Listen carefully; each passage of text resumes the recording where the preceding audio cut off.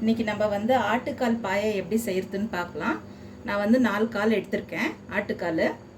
First நம்ம அதில் போட்டு சேர்த்துக்கலாம் ஆட்டுக்காலை.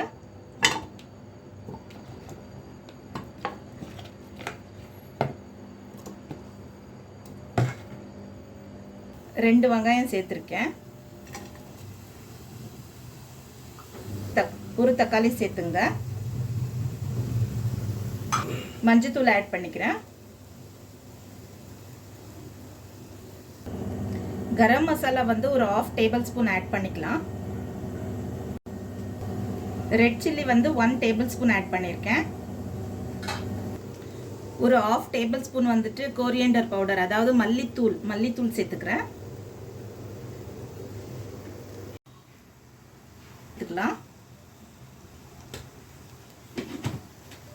பட்டை வந்து சின்ன துண்டு 2 போட்டிருக்கேன். நட்சத்திர சோம்பு வந்து 1 சேர்த்துருக்கேன். பிரியாணி இலை வந்து 2 சின்னதாக இருக்கிறது சேர்த்துருக்கேன். லவங்கம் வந்து 2லேருந்து 3 சேர்த்துக்கலாம். நான் 3 போட்டிருக்கேன். எண்ணெய் வந்து 1.5 ஸ்பூன் அளவுக்கு நான் ஆட் பண்ணியிருக்கேன். மல்லித்தலை வந்து கொஞ்சம் சேர்த்துக்கலாம். இதில் வந்து ஒரு 2 கிளாஸ் தண்ணி சேர்த்துக்கிறேன். அதாவது கிட்டத்தட்ட ஒரு 400 ml.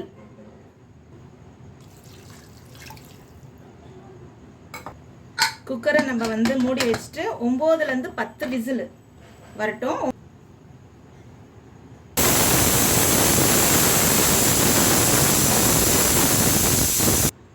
9 விசில் வந்துருச்சு. ஸோ இது ஒரு அளவுக்கு வெந்துட்டுருக்கோம் ஆல்ரெடி. இது பாருங்கள், ஆட்டுக்கால் ஆல்ரெடி வெந்துருச்சு. இப்போ நம்ம வந்து இதே கடாயில், இதே பேனில்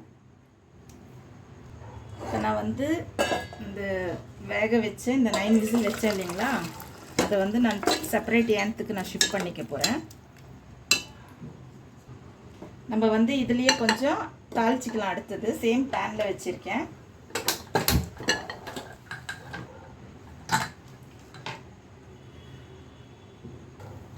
சேம் பேனில் வந்து 2 ஸ்பூன் எண்ணெய் சேர்த்துக்கிறேன். பட்டை வந்து சின்ன துண்டு போட்டிருக்கேன். பிரியாணி இலை ஒரு 1/2 டேபிள் ஸ்பூன் வந்து சோம்பு சேர்த்துருக்கேன். பொடிசாக நறுக்கின வெங்காயம் 1. நல்லா வதக்கிக்கலாம். அதாவது ஒரு 1 மினிட் அப்படி வதக்கிக்கலாம். அதாவது கொஞ்சம் கோல்டன் ப்ரௌன் வர வரைக்கும் வதக்கிங்க வெங்காயத்தை. ஒரு தக்காளி சேர்த்துருக்கேன். தக்காளி நல்லா ஸ்மாஷ் ஆகுற வரைக்கும் ஒரு 1 மினிட் வதக்கிக்கிங்க. இஞ்சி பூண்டு பேஸ்ட்டு ஒரு 2 ஸ்பூன் சேர்த்துருக்கேன். இந்த பச்சை ஸ்மெல்லு கொஞ்சம் போகிற வரைக்கும் வதக்கிக்கலாம். கொத்தமல்லி சேர்த்துக்கலாம். கொத்தமல்லி சேர்த்துட்டு கொஞ்சம் வதக்கிக்கலாம்.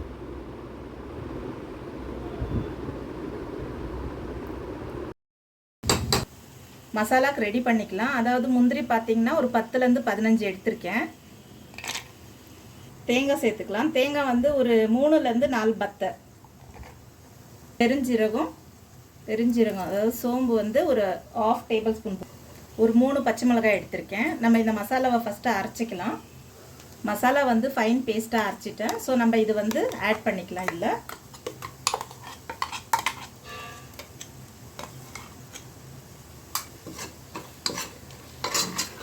இந்த மசாலா கொஞ்சம் அந்த ஸ்மெல் போகிற வரைக்கும் ஒரு 1 to 2 செகண்ட்ஸ் அப்படி வதக்கலாம் போதும்.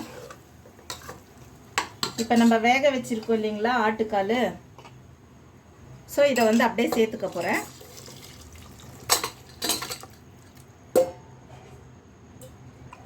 ஸோ இன்னும் கொஞ்சம் தண்ணி தேவைப்பட்டால் இன்னும் கொஞ்சம் சேர்த்துக்கலாம். பெப்பர் பவுடர் 1 ஸ்பூன் சேர்த்துக்கலாம்.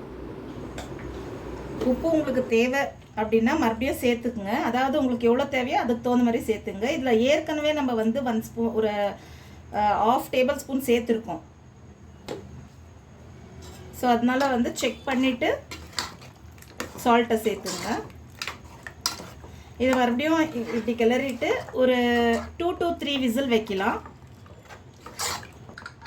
ஸோ இப்போ நம்ம வந்து இதில் ஒரு 2 விசில் வச்சுக்கலாம். அப்படி இல்லைன்னா 3 வேணும்னா கூட வச்சுக்கலாம். நீங்கள் 2 to 3 விசில் போதும்.